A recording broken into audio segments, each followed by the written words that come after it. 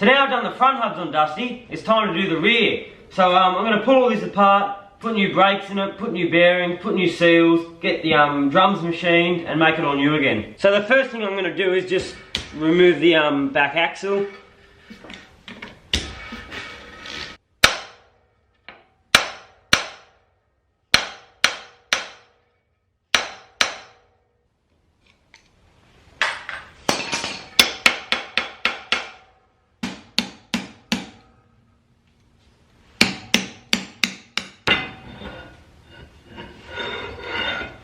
So to get this hub off, you have to get the locking nut off that's on the inside here. Now there's two locking screws that are usually pretty tight, so put a screwdriver in there and try and undo those. And then this big locking nut inside should just come undone. And behind that there's a thrust washer. You can pick that up as well. Grab the bearing. So now that we've got the hub off, we can get all the brakes out. Got to undo all the springs and all the pins to let it all out. Now it can be a bit tricky to get them all out, but we'll just give it a go.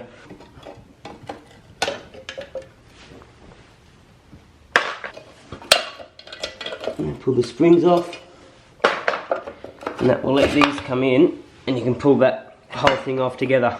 Just makes it a lot easier. So now after that we've just got to remove the backing plate, the old wheel cylinder, which I've got a new one, pull all the seals out, pull this seal out from in here and replace it all. So to remove the old wheel cylinder, you just take the brake line off, take these two 10mm bolts out, and it'll just pull out from this side of the backing plate.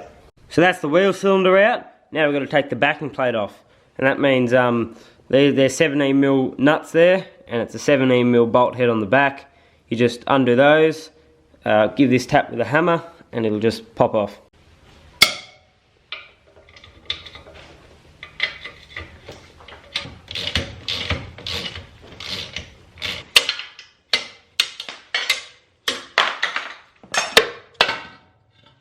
So to remove the hub seal, I've just got a big pry bar in there under the lip, and I'm just going to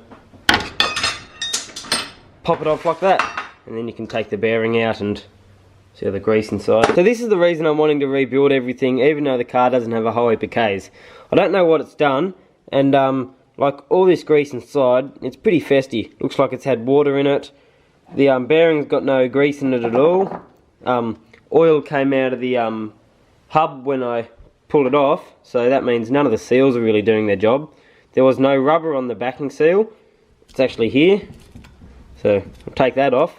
Yeah, so it just really does pay to rebuild everything and put new bearings and new grease and do everything. So once again, we're removing the racers. You've got the little notches in the side of the housing. Put your drift in there or your punch, and just knock it out either side. Once we do that, I'm going to take this outside, clean it up, give it some rust converter, and then we'll start rebuilding it again. So as well as the hub, I may as well give the backing plate a bit of a clean up now too. We'll just wash all the dirt and brake dust off first.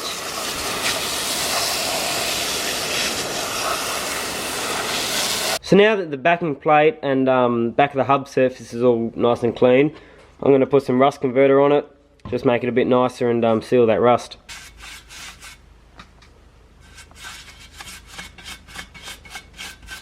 So while we're waiting for that rust converter to cure, I'm just going to clean the spindle up, pop the inner seal out, and then we'll give this all a clean up, get a wire brush into this, make it all nice again. So now for the backing plate, I'm just going to sit that on there, smack that on.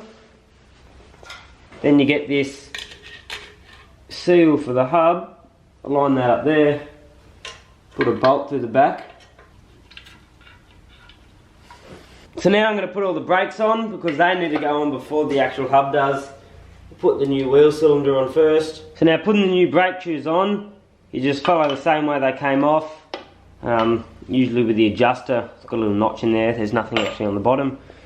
So I'm going to put a pin through the back first, pop that in there, pop in the bottom.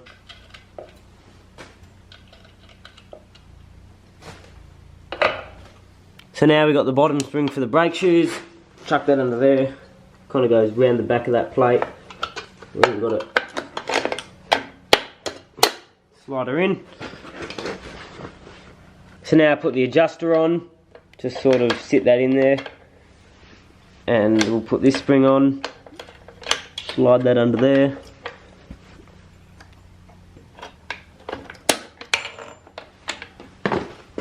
So doing the rear hubs is much the same as doing the front. You want to pull your race out, put your new bearings back in the packaging so they don't get any dirt or anything on them.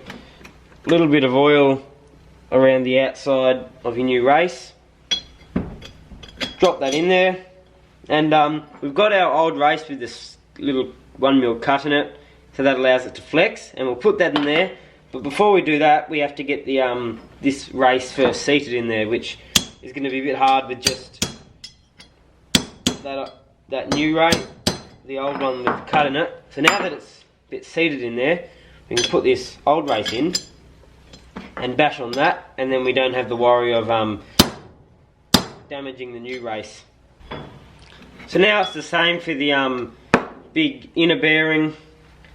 Oil the race up, put that in, and kind of just sit there, put a block of wood on top, make sure it's all lined up, and then just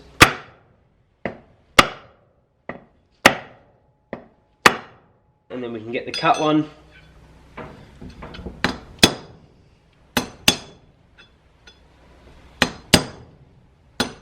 So now that's seated in there, we can start filling everything with grease. So now we've got to pack the hubs and bearings with a bit of grease.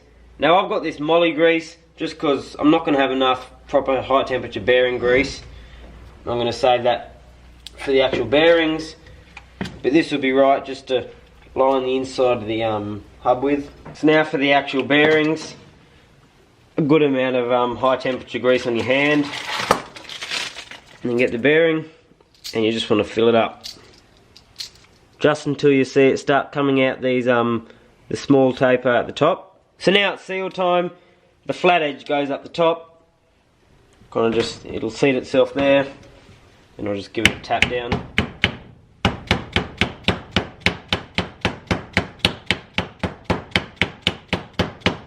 That's the seal in.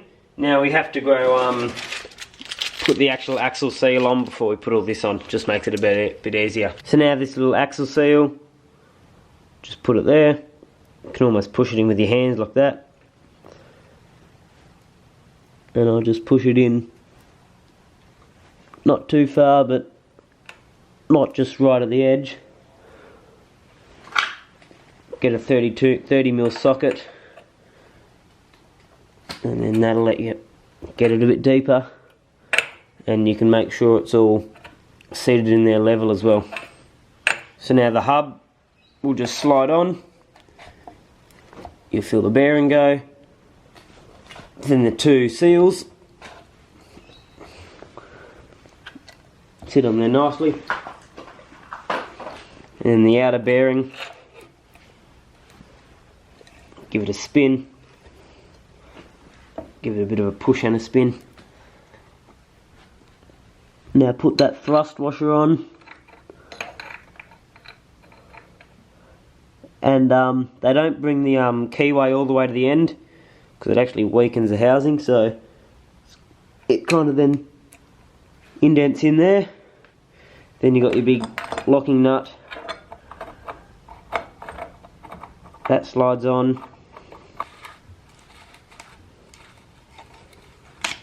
Now this last bit here is a bit of a guessing game if you don't have the right tool.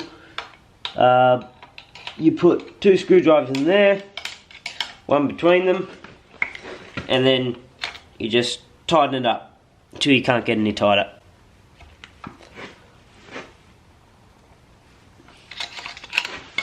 Give it a few spins, then loosen it off.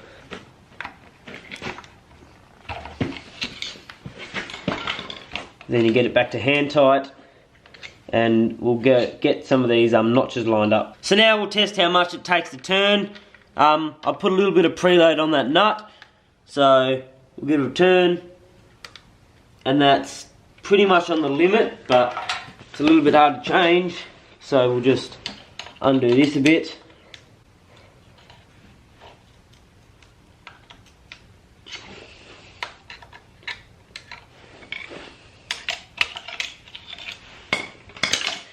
another turn, test it again. And that's pretty right there. Now we'll tighten this up a bit. And we have to get some of these notches lined up inside. So to get this locking nut all right, there's like little indents in the actual axle housing, and you've got to get them lined up with certain holes on this locking nut. So we've got to get those done. It's a bit hard to explain, but I'll chuck a photo up. So now that that's all in, we can put our gasket on and then slide the axle in.